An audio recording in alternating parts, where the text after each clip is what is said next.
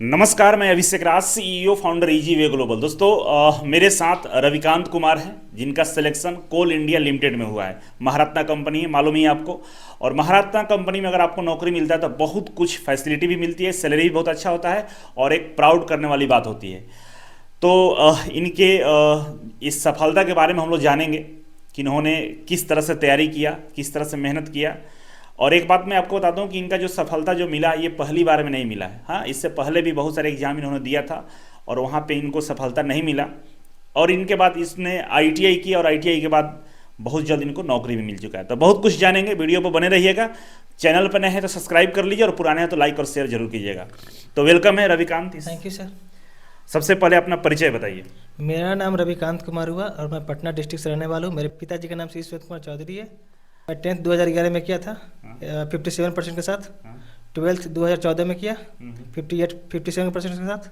और ग्रेजुएशन किया 2016 में। कितना परसेंट था? 59%। बताया था 17-19 में इन्होंने आईटीआई किया। कितना परसेंट था आईटीआई में? 72%। 72% था। तो आपने 11th किया, 12th किया, ग्रेजुएशन किया, तब आईटीआई किया और एक साल गैप करके आईटीआई किया। इसके पीछे हम कारण जानना चाहते हैं कि आपने ग्रेजुएशन करने के बाद एक साल गैप किया, फिर आईटीआई का डिसीजन लिया। कहीं ना कहीं मन में कुछ ख्याल आया होगा, वही हम जानना चाहेंगे।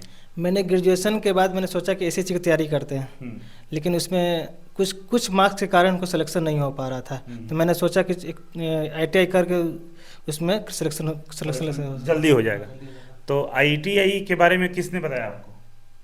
ये यूट्यूब से देखा था मैंने। यूट्यूब से देखा कि आईटीआई से कर लेंगे तो नौकरी जल्दी मिल जाएगी। आईटीआई करने के बाद फिर आपने अप्रेंटिसशिप भी किया है, जैसा कि आपने बताया था। अप्रेंटिसशिप क्यों किया? अप्रेंटिसशिप इसलिए किया मैंने क्योंकि अप्रेंटिसशिप करने के बाद तुरंत जॉब मिलती है, ऐसा आपको पता चला था? Yes sir. अप्रेंटिसशिप कहाँ से किया था? मैं आईओसीएल से किया था। इंडियन परसेंट था? इसमें था 74%। 74% से अप्रेंटिसशिप किया। तो ये अप्रेंटिसशिप 2022 के आसपास किए थे? जी 2022 में। ठीक है। इसके बाद आप आईटीआई का तैयारी करना शुरू किया। आपने इजी वे कोचिंग ज्वाइन किया था, ऑफलाइन क्लासेस। ये कब ज्वाइन किया था? 15 मार्च को। 15 मार्च को 2023 में। ठीक है। इसके बाद कोचिंग ज्वाइन करने के बाद कौन कौन सा एग्जाम आपने दिया था? मैंने सेल दिया और डीआरडीओ दिया, इसरो दिया और इसके बाद ये दिया सीसीएल, कोल इंडिया दिया। तो सेल सबसे पहले एग्जाम दिए होंगे। तो सेल में क्या रिजल्ट रहा आपका? उसमें कुछ मार्क्स के कारण नहीं हो पाया सिलेक्शन। डीआरडीओ में सेम प्रोसेस। तो जैसे आप सेल का एग्जाम दिए, नंबर नहीं आया, कुछ मार्क्स का नहीं हुआ, फिर डीआरडीओ दिए, फिर नहीं हुआ, तो मन में क्या ख्याल आ रहा था? मन में ये ख्याल कि इससे और थोड़ा ज़्यादा मेहनत करें और मेहनत करना। तो ऐसा नहीं लग रहा था कि पता नहीं होगा कि नहीं होगा, नहीं पढ़े, नौकरी करें कहीं? नहीं, ऐसा नहीं लगा, कहीं नहीं होगा। होगा, जरूर होगा। परिश्रम करेंगे तो जरूर होगा। तो आप जैसे प्राइवेट नौकरी के बारे में कभी नहीं सोचा? कभी नहीं सोचा था। प्राइवेट में नहीं जाना चाहते? ओके। तो जब आप सेल का एग्जाम दिए, डीआरडीओ का दिए, तो वापस घर पे आए, तो क्या मतलब पढ़ने में क्या परिवर्तन किया? जैसे पहले पढ़ाई कर रहे थे, उस तरह से पढ़ने में नौकरी नहीं मिला, तो फिर क्या प्लानिंग में चेंज किया? थोड़ा और मेहनत की उसको। और मेहनत मतलब क्वेश्चन का ज़्यादा प्रैक्टिस किया मैंने। किसका? क्वेश्चन का। ओके। चलिए, अब हम इनसे हम जानना चाहेंगे इनके रूटीन के बारे में, ठीक है ना। अब आपके डेली पढ़ने का जो रूटीन है उसके बारे में हम जानना चाहेंगे, ठीक है। सबसे पहले हमें बताइए कि सुबह जब आप उठते हैं तो कितने बजे उठते हैं? 7 बजे। सुबह 7 बजे उठते हैं। फ्रेश होने के बाद आप कितने बजे पढ़ने बैठ जाते हैं? 8:30 बजे पढ़ने बैठ जाते हैं। 8:30 बजे पढ़ने जाते हैं। तो कोचिंग कितने बजे आते थे? 11 बजे, 11:30 बजे आ जाते हैं। 11:30 बजे आते थे। और इसके बाद जाते कब थे? जैसे 5 बजे। 5 बजे चले जाते थे। तो घर पहुँचते 6 बजता था। घर पहुँचते 6 बजता था। और इसके बाद क्या रूटीन था शाम को? शाम को फिर वही 8:30 बजे फिर पढ़ना बैठना। कितने बजे तक पढ़ते थे? 10:30 बजे तक। तो 8:30 से सुबह में शाम को भी 8:30 के पीछे कुछ कारण है क्या कि 8:30 में ही बैठे? नहीं, मतलब और सब कुछ घर में कुछ काम रहता है, वो सब को देखते हुए। घर में कौन कौन सा काम, मतलब कौन सा काम रहता है? घर का भी काम करते हैं, सब्जी भी लाने जाते हैं? सब्जी भी लाने जाते हैं। सब्जी और लाने जाते हैं। घर में तो ऐसा कुछ है नहीं माहौल कि आपको काम क्योंकि इनकी फैमिली पटना में ही रहती है, तो उनको खाना वाना तो बनाना नहीं होता है, आपको कपड़ा वपड़ा नहीं धोना होता होगा, सारा घर वाले करते होंगे। जी बिल्कुल। ठीक है। आपको पढ़ने पर फोकस करना होता था। तो अंदर से ये कॉन्फिडेंस था कि हमको नौकरी हो जाएगा? जी बिल्कुल। कब ये अंदर से कब लगा कि हो जाएगा? जब मैंने इजी वे कोचिंग ज्वाइन किया तब। तो ईजीवे कोचिंग ज्वाइन किया तो मतलब कितने दिनों बाद ऐसा लगा कि नहीं अब नौकरी हो जाएगा? लगभग 3 महीने में पता चल गया कि हमको इसमें मतलब कि हमको कहीं ना कहीं सेटल हो ही जाएंगे। अच्छा, सीसीएल जो कोल इंडिया का एग्जाम दिए थे, तो कोल इंडिया का एग्जाम देके जब वापस आए थे तो उस समय फील हो गया था कि हो जाएगा? हाँ एकदम फील हो गया था। डीआरडीओ का टाइम नहीं हुआ था? नहीं, क्या डीआरडीओ का टाइम क्या लग रहा है? इसका क्वेश्चन थोड़ा हार्ड था। हार्ड था? हाँ, सेल का? सेल का भी हार्ड था। तो जैसे आप जैसे सेल का एग्जाम दिए होंगे, डीआरडीओ का एग्जाम दिए, तो ऐसा उसमें क्वेश्चन देख के लग रहा था कि पढ़ा हुआ है लेकिन बन नहीं पढ़ा, रहा? हाँ बिल्कुल पढ़ा हुआ लग रहा था, लेकिन बन नहीं रहा था। बन नहीं रहा था। तो कहाँ कमी लगा? रिवीजन का कमी था या मतलब पढ़ने में कोई कोताही था? रिवीजन भी था मतलब कमी था, और थोड़ा पढ़ने में भी कोताही था। कोताही था? क्या कोताही था, क्या करते थे? मतलब कि थोड़ा घूमते थे। घूमते थे? पढ़ने में मन नहीं लगता था? लगता था। कहीं घूम लेते थे ज़्यादा? हाँ घूमते थे ज़्यादा। पढ़ने पर कम ध्यान देते थे? हाँ। ठीक है। तो हमें बताइए कि घर पे जब आप ये रूटीन हम समझे कि आप दिन भर टोटल टाइम को ऐड किया जाए तो 7-8 घंटे आप पढ़ते थे? पढ़ते थे। इतना ही पढ़ते थे ना? जी। ठीक है। आपको नौकरी भी जल्दी मिल गया। जी। इनका एज अभी कितना एज है आपका? 27। 27 एज है अभी। तो मतलब इन्होंने ग्रेजुएशन किया, इसके बाद आईटीआई में इन्होंने सोचा कि चलो नौकरी मिल जाएगा जल्दी, तो आईटीआई कर लिया।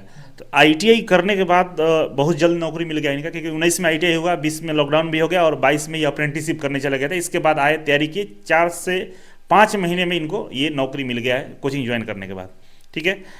अब जब आप क्लास आते थे पढ़ने, क्योंकि सारे बच्चों का सवाल यही होता है कि सर ये बताइए कि हमको पढ़ना कैसे, तो आपका सिलेक्शन हुआ था, आपके हम रूटीन को समझना चाहते हैं।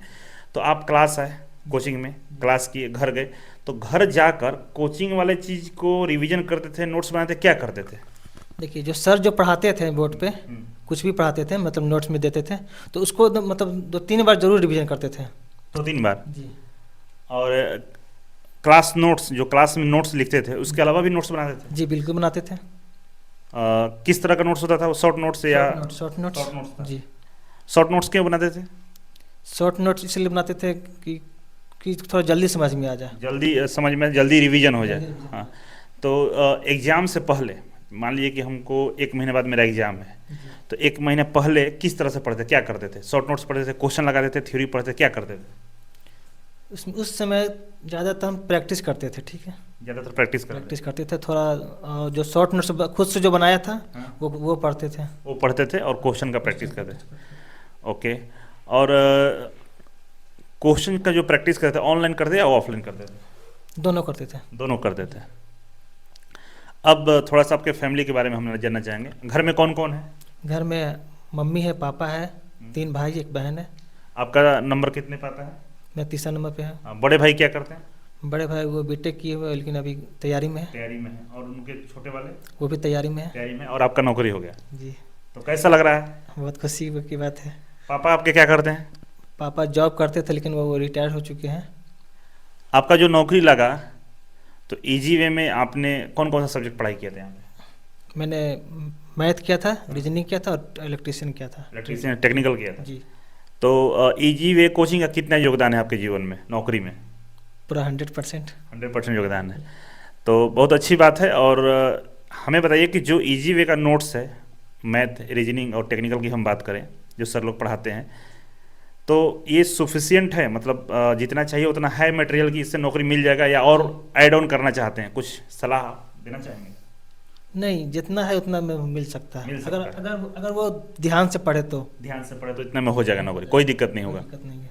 ठीक है। और कोई बच्चे अगर आपसे सवाल करें कि आईटीआई करना अच्छा है, जिससे बहुत सारे बच्चों का सवाल होता है सर आईटीआई करके फंस गए, ऐसा है क्या? नहीं, ऐसा नहीं, बिल्कुल नहीं।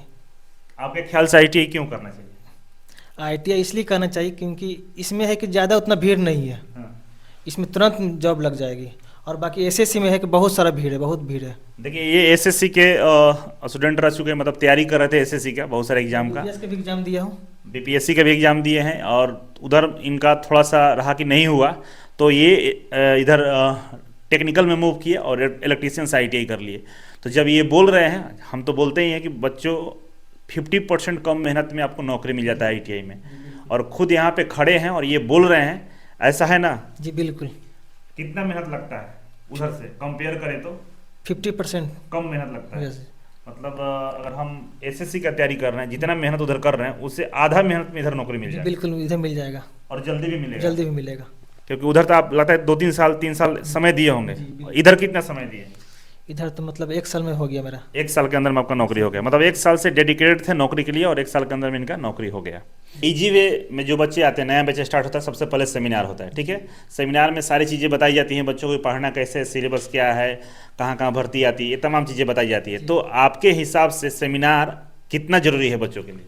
बच्चे के लिए बहुत ज़रूरी है सेमिनार। सेमिनार में क्या क्या सीखने को मिलता है? इसमें बहुत कुछ सीखने को मिलता है, जैसे जैसे में कहाँ कहाँ भर्ती आ रही है, हाँ। और मतलब कौन कौन सा सिलेबस है, सिलेबस किस मतलब वैकेंसी में कौन सिलेबस आ रही है, क्या क्या पोर्शन है, कैसे- वो सब चीज़ मतलब देखने को मिलती है। नोट्स वगैरह के बारे में बताइए। नोट्स बनाने को समझ में आता है, कैसे नोट्स बनाना चाहिए, कैसे पढ़ना चाहिए, ये चीज़ें बताई जाती है। जी बिल्कुल। तो सेमिनार में देखिए ये तो है बता पा रहे हैं, बिल्कुल सेमिनार में सभी बच्चों को आना चाहिए। अगला सेमिनार भी होने वाला है 10 फरवरी के आसपास सेमिनार होगा। उस सेमिनार में मैं रिक्वेस्ट करूंगा, 100 रुपये रजिस्ट्रेशन चार्ज होता है, ऑफलाइन आइए और उस सेमिनार में आकर आप देखेंगे कि पूरी चीज़ें आपके दिमाग में जितना कचरा भरा ना सब निकल जाएगा, सारा कंसेप्ट क्लियर हो जाएगा कि पढ़ना कैसे है और किस तरह से हमको तैयारी करनी है। बात सही है? ये सब बिल्कुल। आप सेमिनार में आए थे? जी आया था। कौन से बैच में आप पढ़े हैं जीवे में? 15F। 15F का सेमिनार आप ज्वाइन किए थे, ठीक है। अब हम आपसे जानना चाहें कि आपका सिलेक्शन मतलब होने में 2-3 एग्जाम में तो आपका हुआ नहीं, आप पहले से आप एसएससी छोड़ के आए थे, एसएससी में हम तैयारी कर रहे हैं, उधर नहीं हुआ, फिर डिसीजन लिया कि आईटीआई कर ले, तो आईटीआई कर लिया, आईटीआई करने के बाद आपने एग्जाम भी दिया, 2-3 को नहीं हुआ, तो घर वाले प्रश्न पूछ रहे होंगे कि भाई ये क्या कर रहे हो, नौकरी नहीं हो रहा है, तो क्या घर वाले पूछते थे? घर वाले मतलब डांटते थे, प्रेशर में थे कि मतलब कि तुमको क्यों नहीं हो रहा है। तो उस समय आप क्या जवाब देते थे? तो उस समय मतलब बोलते थे कि तैयारी ठीक से नहीं हो रहा है, लेकिन जरूर होगा कहीं ना कहीं, कहीं ना कहीं ये मन में फील था कि कहीं ना कहीं हो कहीं ना जाएगा। कहीं होगा। तो घर वाले भी गुस्सा होते थे कभी कभी कि तुम्हारा उम्र जा रहा है, अभी तक मतलब जॉब नहीं लग रहा है। जॉब नहीं लग रहा है। आपके आसपास दोस्त थे, उन लोगों का क्या सिचुएशन था? वो लोग देखिए, मेरा जो मेरा फ्रेंड था क्लोज, वो लोग भी कहीं कहीं ना कहीं सेटल हो गया। आपसे पहले उन लोगों का नौकरी हो हाँ, गया हो गया। और प्रेशर हो गया होगा। और प्रेशर हो गया बिल्कुल। तो उस समय मतलब कैसा फील हो रहा था कि क्या करें, मतलब नहीं हो रहा था कि मतलब नहीं हो रहा आदमी की अब दिमाग काम नहीं कर रहा है, इस टाइप का कुछ हो रहा था? मतलब कि लग रहा था कि अब हम करें तो करें क्या। तो फिर लगता रहा पढ़ाई जारी रहे। जारी रखे। हाँ। ठीक है, आप थोड़ा सा आपके जीवन के बारे में हम जानना चाहिए, आपका रूटीन मतलब पढ़ने के अलावा क्या करते हैं? पढ़ने के अलावा कुछ नहीं। कुछ नहीं, मोबाइल में रील देखना, फेसबुक चलाना? बिल्कुल नहीं। रील्स नहीं देखते? नहीं। फेसबुक आईडी वगैरह है? फेसबुक है। फेसबुक है, फेसबुक चलाते हैं? हाँ हल्का फ्लो चला लेते हैं। चला लेते हैं। मूवी वगैरह देखते हैं? नहीं, मूवी में नो इंटरेस्ट। कभी मूवी देखने नहीं गए कभी हैं? नहीं। पटना में रह के कभी मूवी नहीं देखे? कभी नहीं, कभी नहीं, कभी गए नहीं? कभी नहीं। पटना में कहाँ कहाँ घूमे हैं? पटना में बहुत मतलब कि मरीन ड्राइव है, हाँ मरीन ड्राइव, गोलघर हो गया, गोलघर, चिड़ियाखाना हो गया, ये ये सब सब ये सब ये घूमे सब हैं? घूमे हैं। ये कब घूमते थे? ये फैमिली लोग के साथ घूमते थे। बहुत पहले की बात है या इधर तैयारी के समय घूमे थे? नहीं, बहुत पहले की बात बहुत है। पहले की बात है। ऐसे घूमने वगैरह घूमने में नहीं है। कितने फ्रेंड लोग हैं आपके पटना में? फ्रेंड मतलब फ्रेंड है कि नहीं, नहीं है? नहीं है, नहीं है, फ्रेंड नहीं है, फ्रेंड न के बराबर? ना के बराबर। ओ, मैंने आज तक कभी किसी से दोस्ती किया ही नहीं है। नहीं किया? नहीं। तो ये वो जो बता रहे थे क्लोज था, तो मतलब वो साथे पढ़ते थे उसके? साथे पढ़ते थे। हाँ। अच्छा, ऐसा कोई क्लोज ऐसा नहीं है, नहीं क्लोज फ्रेंड नहीं है कि हाँ कि यहाँ चलो उधर चलो तो दौड़ गए, ऐसा नहीं, कुछ नहीं। नहीं था? नहीं, तो मतलब कहीं आना जाना या ऐसे घूमना फालतू काम नहीं था? फालतू काम नहीं। केवल पढ़ना था? पढ़ना। ओके, तो चलिए ठीक है, बहुत अच्छा लगा आपके साथ बातचीत करके, बहुत कुछ समझने को छात्रों को मिला होगा। बाकी और भी आगे इनसे कभी मुलाकात होता है तो और भी डिटेल्स में हम लोग जानकारी लेते रहेंगे। और ये हमारे ऑफलाइन के स्टूडेंट थे जिन्होंने बहुत अच्छे से तैयारी किया और बहुत कम समय में इनको नौकरी मिल गया। थोड़ा सा शर्माते हैं कम बोलते हैं, बुलवाना पड़ता है इनसे, और इनका शुरू से ही आदत है। एक चीज़ और इनके बारे में बता देना चाहूँगा, जैसा कि प्रेम सर बताए थे, राहुल सर बताए थे, राहुल सर और प्रेम सर आपको पढ़ाए हैं, तो बता रहे थे कि इनका एक बार हाँ पैर में जख्म हो गया था बहुत ज़्यादा, और मेरा जो क्लासरूम है बहुत ऊंचाई पे है, मतलब तीसरा चौथा फ्लोर पे है। तो होता क्या था इनको कि उस पर चढ़ने में काफ़ी तकलीफ होता था, फिर भी ये उस जख्म में भी ये ऊपर चले जाते थे तीसरा चौथा फ्लोर पे, और बैठ नहीं पाते थे सही से, फिर भी ये डेली क्लास करते थे, डेली का रूटीन मेंटेन करते थे। क्लास में कम बोलने की आदत भी है और कैमरे पे भी कम बोल रहे हैं, आप लोग देख रहे हैं। तो ये इनका ये था कि नहीं मुझे क्लास करना है, तैयारी करनी है, नौकरी लेना है। और तो उस समय जो जख्म हुआ था तो आराम क्यों नहीं कर रहे थे? नहीं, अगर अगर मैं घर पर रहता तो मेरा छूट जाता क्लास, हाँ, तो फिर वो कवर नहीं हो पाती। हाँ, इसी की वजह से हाँ, दवा खा के आते थे। दवा खा के आते थे और क्लास में बैठते थे। जी बिल्कुल बैठते थे। तो सर लोग कभी नहीं बोले कि भाई आराम कर लो? नहीं, सर नहीं बोले? आपको भी आराम करने का मन सर नहीं को किया? पता ही नहीं चला। सर को पता नहीं चला, नहीं। लेकिन प्रेम सर बता रहे थे। हाँ, मतलब बहुत ज़्यादा मतलब हुआ ना, जब बहने लगा तो सर के बोले कि सर देखिए क्या हो रहा, तो बोले ठीक है तुम घर चले जाओ। अच्छा, जख्म होता वो उसका बाहर ये होने लगा, तो सर बोले तब चले गए? हाँ चले गए। फिर अगला दिन आए? अगला दिन आए। फिर अगला दिन भी आ गए? फिर अगला दिन फिर आ गए। मतलब जिद किए हो रहे क्लास करना है। क्लास करना है तो करना है। राहुल सर कुछ नहीं बोले? राहुल सर भी बोले थे क्या कि बोले? मतलब 2-3 दिन रेस्ट करो तब आना। हम बोले सर ठीक है सर, जैसा होगा हम खुद कर लेंगे। राहुल सर बता रहे थे कि पढ़ने में बहुत अच्छे हैं, यस नंबर आता था। यस। अब प्रेम सर क्या बोल रहे थे आपको? नंबर जैसे क्लास में आप पढ़ते होंगे, तो कभी सर की तरफ से ऐसा रिगार्ड नहीं मिला कि अरे बहुत अच्छा रवि, बहुत अच्छा नंबर ला रहे हो, ऐसा कभी बोला गया? नहीं, ऐसा कुछ नहीं। मतलब कि सर जैसे कुछ पूछते थे, हाँ, तो मतलब कि नहीं बताने पर थोड़ा डांटते थे, तो उससे लगता था कि नहीं हमको कल से हमको मतलब पढ़ के जाना है, कि ताकि हमको दोबारा डांट नहीं मिले। डांट नहीं मिला? कौन डांटता था? कौन सर डांटते थे? प्रेम से डांटते थे। राहुल सर नहीं डांटते थे? राहुल सर नहीं डांटते। अच्छा ये बताओ कि टेस्ट, क्लासरूम जो टेस्ट होता है हमारे यहाँ, हर चैप्टर के बाद टेस्ट होता है, तो जो टेस्ट आप दे रहे थे, तो टेस्ट में आपका ज़्यादा नंबर आता था कि और बच्चों का भी रहता था? नहीं, ज़्यादा तो मेरा नहीं कभी आया था, लेकिन हाँ इतना था कि मतलब कि 50-60% आता था। 50-60% आता था। तो कभी नहीं लगा कि इन बच्चों का नंबर ज़्यादा आ रहा है, हमारा तो कभी आया नहीं, तो पता नहीं पढ़ाई सही से नहीं हो रहा है क्या? ऐसा नहीं फील हुआ?